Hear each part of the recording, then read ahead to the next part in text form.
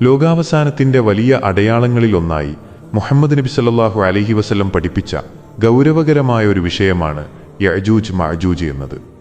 വിശുദ്ധ ഖുർആനിലും ഹദീസുകളിലും ഇവരെക്കുറിച്ച് വ്യക്തമായ പരാമർശങ്ങൾ വന്നിട്ടുണ്ട്. മനുഷ്യവർഗത്തിൽപ്പെട്ടവർ തന്നെയാണിവർ എന്നതാണ് പണ്ഡിതന്മാർ ഖുർആനിക വചനങ്ങളുടെ അടിസ്ഥാനത്തിൽ വ്യക്തമാക്കുന്നത്. ആദം അലൈഹിസ്സലാം എന്നവരുടെ പരമ്പരയിൽപ്പെട്ടവർ തന്നെയാണിവർ.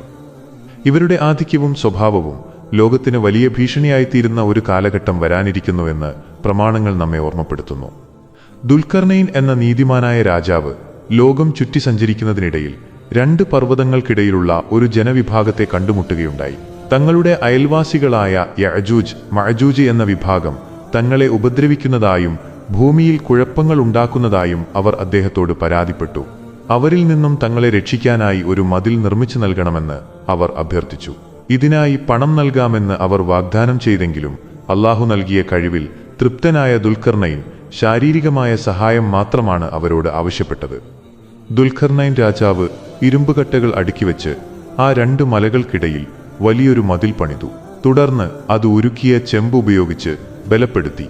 വളരെ ശക്തമായ ഈ മതിൽ തുളച്ചുവരാനോ അതിന്റെ മുകളിലൂടെ കയറാനോ യഅജൂജ് മഅജൂജിന് സാധ്യമല്ല എന്ന് അദ്ദേഹം പ്രഖ്യാപിച്ചു.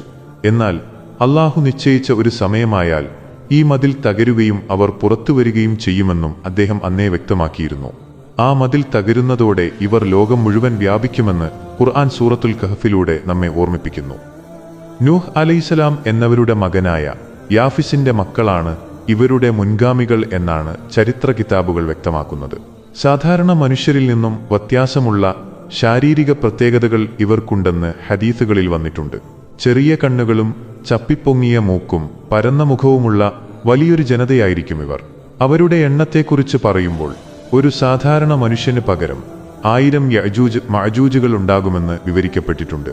അത്രമാത്രം ഭീമാകാരമായ ഒരു ജനസംഖ്യയായിരിക്കും അവരുടേത്.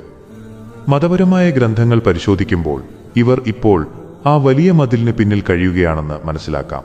എല്ലാ ദിവസവും അവർ ആ മതിൽ മാന്തിപ്പൊളിക്കാൻ ശ്രമിച്ചുകൊണ്ടിരിക്കുന്നു. ഓരോ ദിവസവും അവർ മതിൽ തുളച്ച് ഏകദേശം അതിനപ്പുറം കാണാറാകുമ്പോൾ അവരുടെ നേതാവ് പറയും, നമുക്ക് ബാക്കി നാളെ ചെയ്യാമെന്ന്. എന്നാൽ പിറ്റേ ദിവസം അവർ മടങ്ങി വരുമ്പോൾ അള്ളാഹു ആ മതിലിനെ പഴയതിനേക്കാൾ കരുത്തുള്ളതാക്കി മാറ്റിയിട്ടുണ്ടാകും. ഇങ്ങനെ യുഗങ്ങളായി അവർ പ്രയത്നിച്ചുകൊണ്ടിരിക്കുകയാണ്. എന്നാൽ ലോകാവസാനത്തോടടുക്കുമ്പോൾ അള്ളാഹു നിശ്ചയിച്ച ആ ദിവസം എത്തുമ്പോൾ അവരുടെ നേതാവ് പറയും, ഇൻഷാ അള്ളാഹു ഉദ്ദേശിക്കുന്നുവെങ്കിൽ നാളെ നമുക്കിത് പൂർത്തിയാക്കാം. ആ വാക്കിന്റെ ബലത്തിൽ അവർ പിറ്റേന്ന് വരുമ്പോൾ ആ തുള അതുപോലെ തന്നെ കാണപ്പെടുകയും അവർ അത് തകർത്ത് പുറത്തുവരികയും ചെയ്യും. അള്ളാഹുവിന്റെ തൗഫീഖ് കൊണ്ടാണ് അന്നേ ദിവസം അവർക്ക് ആ മതിൽ ഭേദിക്കാൻ സാധിക്കുന്നത് എന്ന് കിതാബുകൾ വിശദീകരിക്കുന്നു. ഈ വിഭാഗം പുറത്തുവരുന്ന സമയം ഈസാ അലൈഹിസ്സലാം ഭൂമിയിൽ ഇറങ്ങിയതിനു ശേഷമുള്ള കാലഘട്ടമായിരിക്കും. ദജ്ജാലിനെ വധിച്ചതിനു ശേഷം വിശ്വാസികൾ സമാധാനമായി കഴിയുന്ന സമയത്താണ് ഇവരുടെ പുറപ്പാടുണ്ടാവുക. ഇവർ മലയിടുക്കുകളിൽ നിന്ന് കുതിച്ചു പാഞ്ഞുവരുമെന്നും തങ്ങളുടെ മുന്നിൽ കാണുന്ന സകല പച്ചപ്പുകളും ഭക്ഷിച്ചു തീർക്കുമെന്നും നബി സല്ലല്ലാഹു അലൈഹി വസല്ലം പഠിപ്പിച്ചിട്ടുണ്ട്. അവർ കടന്നുപോകുന്ന വഴിയിലെ ജലാശയങ്ങളെല്ലാം അവർ കുടിച്ചു തീർക്കും.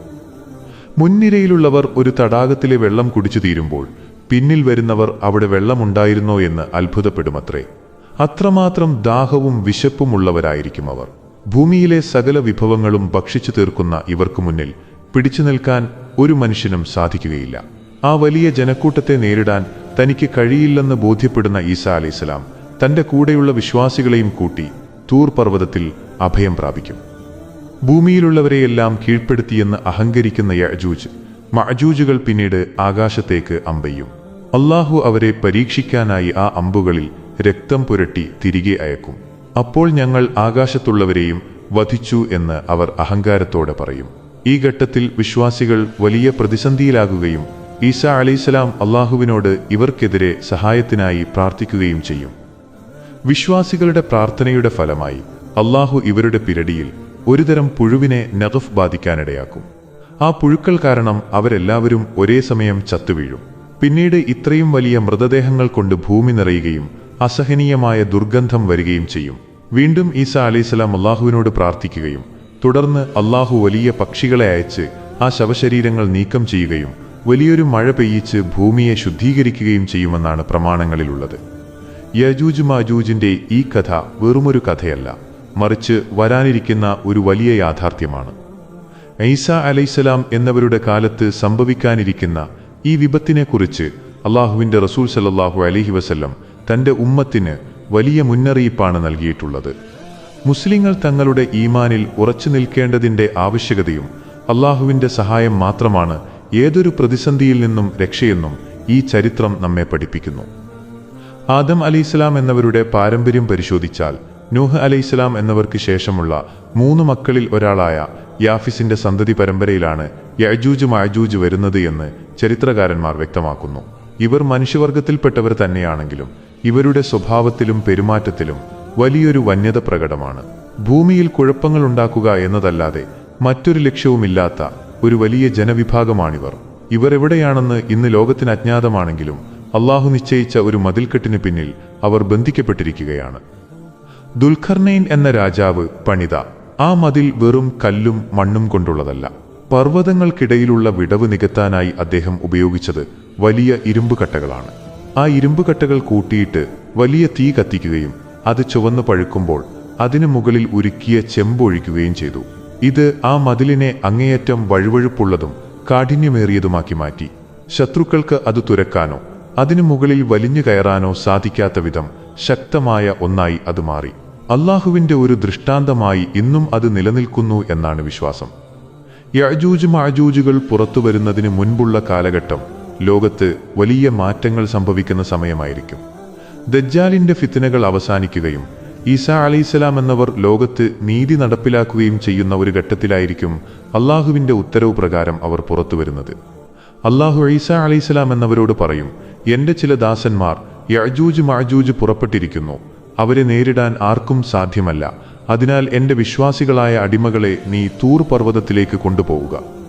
അവർ പുറത്തു വരുമ്പോൾ ഓരോ കുന്നുകളിൽ നിന്നും മലയിടുക്കുകളിൽ നിന്നും അതിവേഗം കുതിച്ചു പാഞ്ഞുവരും. ആവേശത്തോടെയും ദാഹത്തോടെയും വരുന്ന അവർക്ക് മുന്നിൽ കാണുന്നതെന്തും ഭക്ഷണമാണ്. കിതാബുകളിൽ പറയുന്നത് ഇവർ എല്ലാ പച്ചപ്പുകളും കടിച്ചു തിന്നുമെന്നാണ്. ഗലീലി കടൽ, തിബരിയ തടാകം അവർ കടന്നു പോകുമ്പോൾ അതിലെ മുഴുവൻ വെള്ളവും കുടിച്ചു തീർക്കും. ആ തടാകത്തിന്റെ അറ്റത്തെത്തുന്ന അവസാനത്തെ യഅജൂജ് മഅജൂജ് പറയും, ഒരിക്കൽ ഇവിടെ വെള്ളമുണ്ടായിരുന്നു എന്ന് കേട്ടിട്ടുണ്ട്. അത്രമാത്രം ഭീകരമായിരിക്കും അവരുടെ ദാഹം. ഇവരുടെ ശരീരപ്രകൃതിയെക്കുറിച്ച് ഹദീസുകളിൽ വന്നിട്ടുള്ള വിവരണം ശ്രദ്ധേയമാണ്. അവർക്ക് വലിയ വീതിയുള്ള മുഖങ്ങളുണ്ടാകും. അവരുടെ കണ്ണ് ചെറിയ കുരുക്കൾ പോലെയായിരിക്കും. ചില കിതാബുകളിൽ പറയപ്പെടുന്നത് അവരുടെ തലമുടിക്ക് ചുവപ്പ് കലർന്ന നിറമായിരിക്കുമെന്നാണ്. കൂടാതെ ഇവർക്ക് അതിശക്തമായ ശാരീരിക ശേഷിയുണ്ടാകും. സാധാരണ മനുഷ്യരുടെ ആയുധങ്ങളൊന്നും അവരെ ഏശുകയില്ല. അവർ ഭൂമിയിൽ അഹങ്കാരത്തോടെ നടക്കുകയും കണ്ണിൽ കണ്ടവരെയെല്ലാം കൊന്നൊടുക്കുകയും ചെയ്യും. യഅജൂജ് മഅജൂജുകൾക്കൊരു പ്രത്യേകതയുള്ളത് അവരിൽ ഓരോരുത്തരും തനിക്ക് 1000 ആൺകുട്ടികൾ ജനിക്കുന്നത് കാണാതെ മരിക്കുകയില്ല എന്നതാണ്. അതുകൊണ്ട് തന്നെ അവരുടെ എണ്ണം മനുഷ്യർക്ക് ചിന്തിക്കാവുന്നതിലും അപ്പുറമായിരിക്കും. മഹാനായ നബി സല്ലല്ലാഹു അലൈഹി വസല്ലം ഒരിക്കൽ ഉണർന്നപ്പോൾ അറബികൾക്ക് നാശം, യഅജൂജ് മഅജൂജിന്റെ മതിലിൽ ഇത്രയും വലിയ ഒരു ദ്വാരം വീണിരിക്കുന്നു എന്ന് കൈവിരലുകൾ വട്ടത്തിൽ പിടിച്ചു കാണിച്ചുകൊണ്ട് പറയുകയുണ്ടായി. ഇത് അവർ പുറത്തുവരാൻ സമയമായി എന്നതിൻ്റെ വലിയൊരു സൂചനയായിരുന്നു. ഭൂമിയിൽ ആരും അവശേഷിക്കുന്നില്ല എന്ന് ഉറപ്പുവരുത്തിയ ശേഷം അവർ തങ്ങളുടെ അഹങ്കാരം ആകാശത്തേക്ക് തിരിക്കും.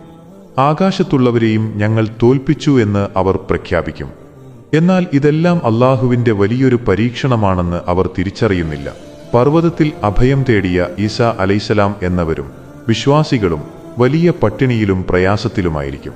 ഒരു പശുവിൻ്റെ തല വിശ്വാസികൾക്ക് ഇന്ന് 100 ദീനാറിനേക്കാൾ വിലപ്പെട്ടതായി അന്ന് അനുഭവപ്പെടും. ഈ കഠിനമായ ഘട്ടത്തിൽ ഈസാ അലൈഹിസ്സലാം അള്ളാഹുവിനോട് കരഞ്ഞു പ്രാർത്ഥിക്കും. ആ പ്രാർത്ഥനയുടെ ഫലമായി അള്ളാഹു ഒരു നിസാരമായ പുഴുവിനെ അവരുടെ പിരടിയിലയക്കും. നഖഫ് എന്ന് വിളിക്കപ്പെടുന്ന ഈ പുഴുക്കൾ അവരുടെ കഴുത്തിൽ ബാധിക്കുകയും പെട്ടെന്ന് തന്നെ ലക്ഷക്കണക്കിന് വരുന്ന ആ ജനത ഒന്നടങ്കം മരിച്ചു വീഴുകയും ചെയ്യും. ഒരു രാത്രി ഇരുട്ടി വെളുക്കുമ്പോഴേക്കും അവർ മൃതദേഹങ്ങളായി മാറിയിട്ടുണ്ടാകും. യഅജൂജ് മഅജൂജുകൾ മരിച്ചതിനു ശേഷം അവരുടെ ശവശരീരങ്ങൾ കാരണം ഭൂമിയിൽ 1 ഇഞ്ച് സ്ഥലം പോലും ബാക്കിയുണ്ടാവില്ല. അവ ചീഞ്ഞളിഞ്ഞ് വല്ലാത്തൊരു ദുർഗന്ധം ലോകമാകെ വ്യാപിക്കും. ഇത് സഹിക്കാൻ കഴിയാതെ ഈസാ അലൈഹിസ്സലാം വീണ്ടും പ്രാർത്ഥിക്കും. അപ്പോൾ ഒട്ടകത്തിന്റെ കഴുത്തോളം വലിപ്പമുള്ള വലിയ പക്ഷികൾ ആകാശത്തുനിന്നും ഇറങ്ങിവരും. അവർ ആ ശവശരീരങ്ങൾ എടുത്ത് അള്ളാഹു ഉദ്ദേശിക്കുന്ന സ്ഥലത്തേക്ക് കൊണ്ടുപോയി തള്ളും. തുടർന്ന് അള്ളാഹു വലിയൊരു മഴ വർഷിപ്പിക്കും. ആ മഴ ഭൂമിയെ പൂർണ്ണമായും ശുദ്ധീകരിക്കും. ഭൂമി ഒരു കണ്ണാടി പോലെ തിളങ്ങും. അതിനുശേഷം ഭൂമിയോട് ഫലങ്ങൾ പുറത്തുവിടാൻ അല്ലാഹു കൽപ്പിക്കും. ഒരു മാതളനാരങ്ങ കഴിച്ചാൽ ഒരു വലിയ സംഘം ആളുകൾക്ക് വയറു നിറയുന്നത്ര അനുഗ്രഹം ആ കാലഘട്ടത്തിലുണ്ടാകും. ആ മാതളനാരങ്ങയുടെ തൊലിക്കടിയിൽ ആളുകൾക്ക് തണൽ കൊള്ളാൻ പോലും സാധിക്കുമെന്ന് നബി സല്ലല്ലാഹു അലൈഹി വസല്ലം വിവരിച്ചിട്ടുണ്ട്. അവർ ഓരോ ദിവസവും മതിൽ തുറന്നുകൊണ്ടിരിക്കുകയാണ്. എന്നാൽ അല്ലാഹു നിശ്ചയിച്ച സമയം വരെ അവർക്കത് പൂർത്തിയാക്കാൻ കഴിയില്ല. അല്ലാഹുവിന്റെ റസൂൽ സല്ലല്ലാഹു അലൈഹി വസല്ലം പഠിപ്പിച്ചു, ഓരോ ദിവസവും അവർ മതിൽ തുറന്ന് വെളിച്ചം കാണാറാകുമ്പോൾ നേതാവ് പറയും, നമുക്ക് ബാക്കി നാളെ ചെയ്യാം, ഇൻഷാ അല്ലാഹ് എന്ന് പറയാൻ അവർ മറന്നു പോകുന്നതുകൊണ്ട് പിറ്റേന്ന് വരുമ്പോൾ അത് പഴയതുപോലെ ആയിട്ടുണ്ടാകും. എന്നാൽ പുറത്തു വരേണ്ട ദിവസം വരുമ്പോൾ നേതാവ് ഇൻഷാ അല്ലാഹ് എന്ന് പറയുകയും അന്ന് ആ മതിൽ പൂർണ്ണമായും തകരുകയും ചെയ്യും. യജൂജ് മജൂജ് എന്നത് ഏതെങ്കിലും ഒരു പ്രത്യേക വിഭാഗത്തെ മാത്രം ഉദ്ദേശിച്ചുള്ളതല്ല, മറിച്ച് ലോകാവസാനത്തിന് മുന്നോടിയായി വരുന്ന വലിയൊരു നാശമാണ്. ഇബ്നു കസീർ റളിയല്ലാഹു അൻഹു തുടങ്ങിയ പണ്ഡിതന്മാർ തങ്ങളുടെ കിതാബുകളിൽ ഇവരെക്കുറിച്ച് വിശദമായ വിവരണം നൽകിയിട്ടുണ്ട്. അവരുടെ വരവ് സത്യവിശ്വാസികൾക്ക് ഒരു പാഠമാണ്. ഈ ലോകം അല്ലാഹുവിൻ്റേതാണെന്നും അവൻ്റെ ഒരു ചെറിയ സൈന്യത്തിനു മുൻപിൽ മനുഷ്യൻ എത്ര ദുർബലനാണെന്നും ഇത് തെളിയിക്കുന്നു. മതപരമായ ഇത്തരം അറിവുകൾ പകർന്നു നൽകുന്നത് നമ്മുടെ ഈമാൻ വർദ്ധിപ്പിക്കാനാണ്. അല്ലാഹുവിൻ്റെ കൽപ്പനകൾക്ക് മുൻപിൽ കീഴൊതുങ്ങി ജീവിക്കാനുള്ള ഒരു പ്രചോദനമായി വേണം ഇത്തരം കാര്യങ്ങളെ കാണാൻ. അന്ത്യനാളിലെ പ്രയാസങ്ങളിൽ നിന്നും അല്ലാഹു നമ്മെ കാത്തുരക്ഷിക്കട്ടെ. യഅജൂജ് മഅജൂജുകളുടെ രൂപത്തെക്കുറിച്ച് ഹദീസുകളിൽ വന്നിട്ടുള്ള ഒരു പ്രധാന സൂക്ഷ്മ അടയാളം അവരുടെ മുഖത്തിൻ്റെ പരപ്പാണ്. നബി സല്ലല്ലാഹു അലൈഹി വസല്ലം അവരെ വിശേഷിപ്പിച്ചത് ചമ്മട്ടി കൊണ്ട് അടിച്ച പരിചയെപ്പോലെ കാനന വുജൂഹഹുമുൽ മജാൻ മുത്വറക്ക എന്നാണ്. അതായത് മാംസളമായതും എന്നാൽ പരന്നതുമായ മുഖമായിരിക്കും അവർക്കുണ്ടാവുക. അവരുടെ കൺപോളകൾക്ക് മുകളിൽ മാംസം തൂങ്ങിക്കിടക്കുന്നതിനാൽ കണ്ണുകൾ വളരെ ചെറുതായി തോന്നും. അവരുടെ മുടിയെക്കുറിച്ച് പരാമർശിക്കുമ്പോൾ അത് കറുപ്പും ചുവപ്പും കലർന്ന മിശ്രിത നിറമായിരിക്കുമെന്ന് പണ്ഡിതന്മാർ കിതാബുകളിൽ രേഖപ്പെടുത്തിയിട്ടുണ്ട്. വായുവിൽ പറന്നു നിൽക്കുന്നതോ അല്ലെങ്കിൽ ഒട്ടിപ്പിടിച്ചതോ ആയ രൂപത്തിലായിരിക്കും അവരുടെ തലമുടി. ഇത് അവരുടെ വന്യമായ പ്രകൃതത്തെ സൂചിപ്പിക്കുന്നു. കൂടാതെ അവരുടെ ചെവികളെക്കുറിച്ച് ചില കിതാബുകളിൽ പരാമർശമുണ്ട്. ഒരു ചെവി അവർക്ക് വിരിക്കാനും മറ്റൊന്ന് പുതയ്ക്കാനും സാധിക്കുമത്രേ. എന്നാൽ ഈ പ്രത്യേകമായ വിവരണം എല്ലാ പണ്ഡിതന്മാരും ഒരേപോലെ അംഗീകരിച്ചിട്ടില്ലെങ്കിലും അവരുടെ ശാരീരിക വൈകല്യങ്ങളോ വ്യത്യാസമോ ഇതിൽ നിന്ന് വ്യക്തമാണ്. അവരുടെ സംസാര രീതി മനുഷ്യരുടേതിൽ നിന്ന് തികച്ചും വ്യത്യസ്തമായിരിക്കും. അവർ പരസ്പരം സംസാരിക്കുന്നത് പക്ഷികളുടെ ചിലക്കൽ പോലെയോ അല്ലെങ്കിൽ മൃഗങ്ങളുടെ ശബ്ദത്തിന് സമാനമായോ ആയിരിക്കുമെന്ന് ചില വ്യാഖ്യാനങ്ങളിൽ കാണാം. സാധാരണ ഭാഷകൾക്ക് പകരം ഒരു പ്രത്യേകതരം ശബ്ദങ്ങളിലൂടെയായിരിക്കും അവർ ആശയവിനിമയം നടത്തുക. ഇത് അവരുമായുള്ള സംവാദം അസാധ്യമാക്കും. മറ്റൊരു സൂക്ഷ്മമായ അടയാളം അവരുടെ വർഗവർദ്ധനവാണ്. യഅജൂജ് മഅജൂജുകളിൽപ്പെട്ട ഒരാൾക്ക് തൻ്റെ പാരമ്പര്യത്തിൽപ്പെട്ട 1000 പുരുഷന്മാരെ നേരിട്ട് കാണാതെ മരണം സംഭവിക്കുകയില്ല. അതായത് അത്രമാത്രം വേഗത്തിലും വലിയ അളവിലും അവർ പെറ്റുപെരുകും. ഇതുകാരണം ഭൂമിയിൽ അവരുടെ എണ്ണം മനുഷ്യരാശിയേക്കാൾ എത്രയോ മടങ്ങായിരിക്കും. അന്ത്യനാളിൽ നരകത്തിലേക്ക് പോകുന്നവരിൽ ഭൂരിഭാഗവും ഇവരായിരിക്കുമെന്ന് ഹദീസുകൾ സൂചിപ്പിക്കുന്നു. അവർ പുറത്തുവരുന്ന സമയത്തെ ഭൂമിശാസ്ത്രപരമായ മാറ്റങ്ങളും ശ്രദ്ധേയമാണ്. അവർ പുറത്തു ചാടുന്നത് മലയിടുക്കുകളിൽ നിന്നായിരിക്കും. മിൻകുല്ലി ഹദബിൻ യൻസിലൂൻ. മതിൽ തകർന്നു കഴിഞ്ഞാൽ പിന്നെ അവരെ തടയാൻ ഒരു ശക്തിക്കും സാധിക്കില്ല. അവർ കടന്നുപോകുന്ന വഴിയിലെ കല്ലും മണ്ണും പോലും അവരുടെ കാൽ കീഴിൽ തകർന്നടിയും. അവർ തിബരിയ തടാകം കുടിച്ചു തീർക്കുമ്പോൾ അത് വെറും വരളുകയല്ല, മറിച്ച് ആ തടാകത്തിന്റെ തടം പോലും വിണ്ടുകീറുന്ന അവസ്ഥയിലാകും. അവരുടെ മരണത്തിന് കാരണമാകുന്ന ആ സൂക്ഷ്മജീവിയെക്കുറിച്ച് നഗഫ് വിവരിക്കുമ്പോൾ അത് സാധാരണയായി ഒട്ടകങ്ങളുടെയും ആടുകളുടെയും മൂക്കിലും പിരടിയിലും ഉണ്ടാകുന്ന ഒരുതരം പുഴുവാണെന്ന് കാണാം. അത്രയും വലിയ അഹങ്കാരികളായ ഒരു ജനതയെ നശിപ്പിക്കാൻ അള്ളാഹു തിരഞ്ഞെടുക്കുന്നത് അങ്ങേയറ്റം നിസ്സാരമായ ഒരു പുഴുവിനെയാണ്. ആ പുഴുക്കൾ അവരുടെ പിരടിയിൽ ബാധിച്ചാൽ അവർ ഒരേ സമയം മരിച്ചു വീഴും. ഒരു ആത്മാവ് മരിക്കുന്നത് പോലെ മൗദൻ നഫ്സിൻ വാഹിദ എന്നാണ് ഹദീസിലെ പ്രയോഗം. അതായത് ഒരാൾ മരിക്കുന്നത് പോലെ അത്രയും വലിയ ജനസഞ്ചയം നിമിഷനേരം കൊണ്ട് ഇല്ലാതാകും. മറ്റൊരു അടയാളം അവർക്ക് ശേഷമുള്ള ഭൂമിയുടെ അവസ്ഥയാണ്. അവർ നശിച്ചതിനു ശേഷം മൃതദേഹങ്ങൾ നീക്കം ചെയ്യാൻ വരുന്ന പക്ഷികളുടെ കഴുത്തുകൾ ഒട്ടകത്തിന്റെ കഴുത്തിന് തുല്യമായിരിക്കും. ഈ പക്ഷികൾ അവരെ എടുത്തുകൊണ്ടുപോയി നഹ്ബൽ എന്നറിയപ്പെടുന്ന സ്ഥലത്തോ അല്ലെങ്കിൽ അള്ളാഹു ഉദ്ദേശിക്കുന്ന ഇടത്തോ നിക്ഷേപിക്കും. അതിനുശേഷം പെയ്യുന്ന മഴ ഭൂമിയെ ശുദ്ധീകരിക്കുന്നത് ഒരു പ്രത്യേക രീതിയിലായിരിക്കും. ആ മഴ ഭൂമിയിലെ സകല മാലിന്യങ്ങളെയും കഴുകിക്കളഞ്ഞ് അതിനെ ഒരു സലഫ, മിനുസമുള്ള കല്ല് അല്ലെങ്കിൽ കണ്ണാടി പോലെയാക്കി മാറ്റും. ഇവരുടെ വരവിനെക്കുറിച്ച് നബി സല്ലല്ലാഹു അലൈഹി വസല്ലം നൽകിയ മറ്റൊരു മുന്നറിയിപ്പ് ഇവർ പുറത്തു വന്നതിന് ശേഷവും മുസ്ലിങ്ങൾ ഹജ്ജും ഉംറയും നിർവഹിക്കും എന്നതാണ്. യജൂജ് മാജൂജിന്റെ നാശത്തിന് ശേഷമുള്ള സമാധാനപരമായ കാലഘട്ടത്തിൽ കഅബാലയത്തിലേക്ക് ആളുകൾ തീർത്ഥാടനത്തിന് പോകും. ഇത് ഇസ്ലാമിക നിയമങ്ങൾ അപ്പോഴും ഭൂമിയിൽ നിലനിൽക്കുന്നു എന്നതിൻ്റെ അടയാളമാണ്. ഇവർ കൊല്ലപ്പെട്ടതിന് ശേഷം അവരുടെ ആയുധങ്ങൾ അമ്പും വില്ലും പരിചയും മുസ്ലിങ്ങൾ വിറകിനായി ഉപയോഗിക്കുമെന്ന് ഹദീസുകളിൽ കാണാം. ഏകദേശം 7 വർഷത്തോളം ആ ആയുധങ്ങൾ കത്തിക്കാൻ ഉപയോഗിക്കാൻ മാത്രം അത്ര വലിയ അളവിൽ അവ ഭൂമിയിൽ അവശേഷിക്കുമത്രേ. ആധുനിക ആയുധങ്ങൾക്ക് പകരം പഴയ രീതിയിലുള്ള ആയുധങ്ങൾ അന്ന് ഉപയോഗിക്കപ്പെടുമോ എന്നത് അള്ളാഹുവിന് മാത്രം അറിയുന്ന കാര്യമാണ്. യഅജൂജ് മഅജൂജ് ഭൂമിയിൽ നിന്ന് ഇല്ലാതായതിനു ശേഷമുള്ള അനുഗ്രഹീതമായ കാലഘട്ടം വിവരിക്കുമ്പോൾ പണ്ഡിതന്മാർ പറയുന്നത് പാമ്പും കുട്ടികളും ഒന്നിച്ച് കളിക്കുമെന്നും സിംഹവും പശുവും ഒരേ പുൽമേട്ടിൽ മേയുമെന്നുമാണ്. പരസ്പരമുള്ള വിദ്വേഷം ലോകത്തുനിന്ന് അപ്രത്യക്ഷമാകും. അള്ളാഹുവിൻ്റെ വലിയൊരു പരീക്ഷണത്തിന് ശേഷമുള്ള വലിയൊരു പ്രതിഫലമായിരിക്കും ആ കാലഘട്ടം. ഇതൊക്കെയാണ് കിതാബുകളിൽ പരാമർശിക്കപ്പെട്ടിട്ടുള്ള വളരെ സൂക്ഷ്മമായ കാര്യങ്ങൾ. ഇത്രയും വലിയൊരു വിപത്തിൽ നിന്നും അള്ളാഹു നമ്മെ കാത്തുരക്ഷിക്കട്ടെ.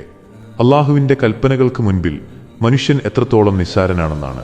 ഭൂമിയിൽ അഹങ്കാരം നടത്തുന്നവർക്കും തങ്ങളുടെ ശക്തിയിൽ അമിതമായി വിശ്വസിക്കുന്നവർക്കും ഇതൊരു വലിയ പാഠമാണ്. ദുൽഖർനൈൻ എന്ന നീതിമാനായ രാജാവ് പണിത ആ മതിൽ ഇന്നും അള്ളാഹുവിൻ്റെ ഒരു രഹസ്യമായി നിലനിൽക്കുന്നു. ശാസ്ത്രം എത്ര പുരോഗമിച്ചാലും അള്ളാഹു മറച്ചുവെച്ച കാര്യങ്ങൾ അവൻ ഉദ്ദേശിച്ച സമയത്ത് മാത്രമേ പുറത്തുവരികയുള്ളൂ. ലോകാവസാനത്തിൻ്റെ വലിയ അടയാളങ്ങൾ ഓരോന്നായി പ്രത്യക്ഷപ്പെടുമ്പോൾ സത്യവിശ്വാസികൾക്കുണ്ടാകേണ്ടത് ഭയമല്ല, മറിച്ച് അള്ളാഹുവിലുള്ള അചഞ്ചലമായ വിശ്വാസമാണ്. ഈസ അലൈഹിസ്സലാം എന്നവരും വിശ്വാസികളും തൂർ പർവ്വതത്തിൽ അഭയം പ്രാപിച്ചതുപോലെ ഏതൊരു വലിയ പ്രതിസന്ധിയിലും അള്ളാഹുവിങ്കിലേക്ക് മടങ്ങുക എന്നതാണ് ഏക രക്ഷാമാർഗം. യഅജൂജ് മഅജൂജിന്റെ നാശത്തിന് ശേഷം ഭൂമിയിൽ വരാനിരിക്കുന്ന സമാധാനവും ഐശ്വര്യവും ക്ഷമയോടെ കാത്തിരിക്കുന്നവർക്കുള്ള പ്രതിഫലമാണ്. നമ്മുടെ ജീവിതത്തിൽ വരാനിരിക്കുന്ന ചെറിയ പരീക്ഷണങ്ങളിൽ പോലും പതറാതെ നിൽക്കാൻ ഇത്തരം വലിയ ചരിത്രങ്ങൾ നമുക്ക് കരുത്ത് പകരണം. അന്ത്യനാളിന്റെ ഭീകരതകളിൽ നിന്നും ഫിത്നകളിൽ നിന്നും അള്ളാഹു നമ്മെയും നമ്മുടെ കുടുംബത്തെയും കാത്തുരക്ഷിക്കട്ടെ. അള്ളാഹുവേ, ലോകാവസാനത്തോടടുക്കുമ്പോൾ സംഭവിക്കാനിരിക്കുന്ന വലിയ പരീക്ഷണങ്ങളിൽ നിന്നും കുഴപ്പങ്ങളിൽ നിന്നും ഞങ്ങൾക്കും ഞങ്ങളുടെ മാതാപിതാക്കൾക്കും മക്കൾക്കും നീ കാവൽ നൽകണമേ. അറിഞ്ഞും അറിയാതെയും ചെയ്തുപോയ സർവ്വപാപങ്ങളും ഞങ്ങൾക്ക് നീ പുറത്തു തരണമേ. യഅജൂജ് മഅജൂജിനെ പോലെയുള്ള ഭീകരമായ വിപത്തുകൾ പുറത്തുവരുന്ന കാലഘട്ടത്തിൽ ഞങ്ങളുടെ ഈമാൻ മുറുകെ പിടിക്കാൻ നീ ഞങ്ങൾക്ക് തൗഫീഖ് നൽകണമേ. ദജ്ജാലിന്റെ ഫിത്നയിൽ നിന്നും ഖബറിലെ ശിക്ഷയിൽ നിന്നും നരകത്തിൽ നിന്നും നീ ഞങ്ങളെ രക്ഷിക്കണമേ. ഈസ അലൈഹിസ്സലാം എന്നവരുടെ കാലഘട്ടത്തിലെ സമാധാനവും അനുഗ്രഹവും ലഭിക്കുന്ന ഭാഗ്യവാന്മാരിൽ ഞങ്ങളെ നീ ഉൾപ്പെടുത്തണമേ. ആമീൻ യാ റബ്ബൽ ആലമീൻ.